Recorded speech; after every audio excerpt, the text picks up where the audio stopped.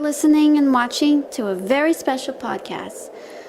My friends, let's continue more on Rory, Leigh, Rosemary, Pansy, Rue, and Collie. You ready? Let's go. Walking further, they realize all the rooms are a bit dimmed, but they were all white, as if you can splatter blood. There were sculptures that look similar to someone's past. There was a white sculpture that resembled a titan grabbing onto a woman who was just reaching out. And then, from afar, was a figure carrying a young boy with tears streaming down his face while holding his hand out, crying and screaming.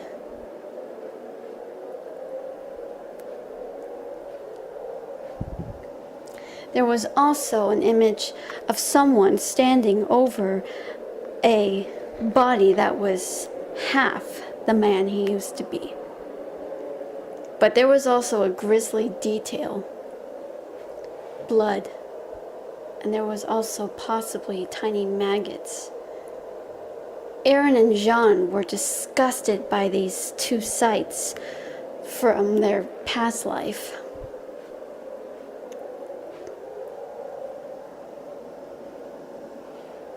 Continuing on ahead, Armin could see somehow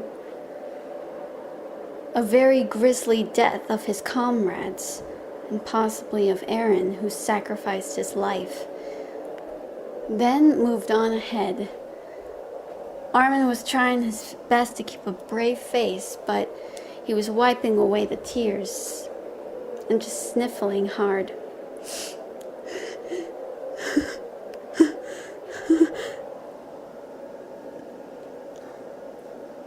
There was more sculptures. One of children lying lifeless in blood of bloodshed, and only one was there.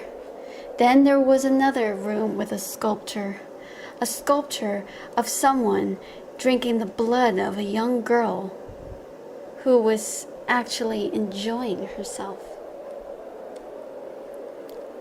Mika just looked away, looking very repulsed by this. In the next few rooms were shocking. Really shocking. A young girl was grabbed by the throat and her blood was being drained by a vampire, while a little boy under the bed, a familiar little boy, was watching this in horror. Then it was like a reenactment. The girl was dropped to the ground. Her eyes were open as she died. And the little boy couldn't do anything but cry.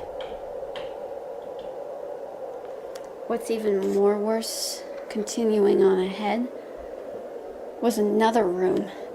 A room with only two figures, bound to a chair. Their feet were shackled. Mouths were gagged. And also being stabbed in the shoulder.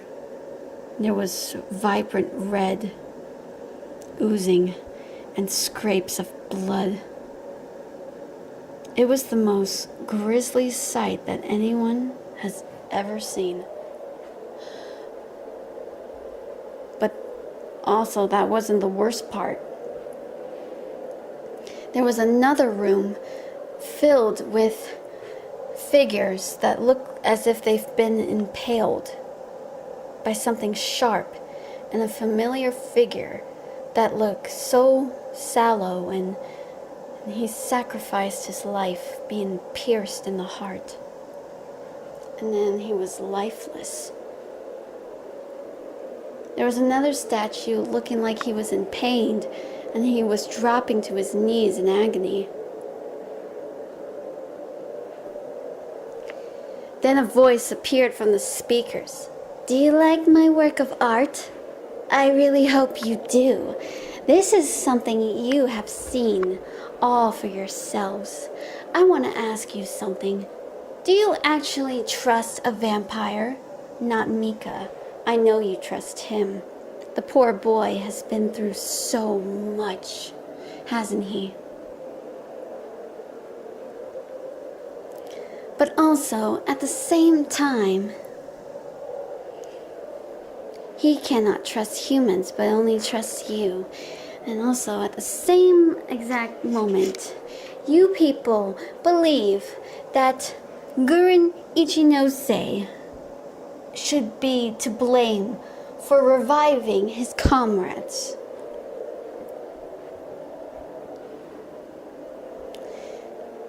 I bet there is an understanding. Maybe he wouldn't mind admitting to it, but what makes you think you can go and revive your family? I don't blame you. I really don't. I understand your pain. I know you're suffering. I know about your losses. You want some people to be brought back to life. But what about the consequences? Are you going to make the world end even more until there is nothing left? No more life? Nothing is going to be restored. And you think this is God's fault for doing such a thing. You know, if there weren't any crazy cults and people like Koreto Haragi, then maybe somebody would have been kind enough to just spare the humans some misery. The end times. Don't you get it? The end times. And you actually believe that some people are going to suffer even more if more lives are taken, more children, more adults, more teenagers, hell, even more babies will die if there was going to be another virus. I know I'm exaggerating, but listen to me. You have tortured yourselves long enough with this. Do you want to make any more sacrifices to humanity? Are you going to release another virus that'll probably end things for all of you? Killing the rest? A lot of people died, cities were burned, and thus the apocalypse was born. In your world, yes, but in our reality, this is going to be it. How much of Farid Bathory should you trust? I know maybe he's nothing more than a lying, cheating fool. He'll cheat your lives. He'll take everything. He already took a lot of lives, and you still think you can trust him? It's like almost trusting Reiner and Bertrand for all the shit that they have done to you all. All of you.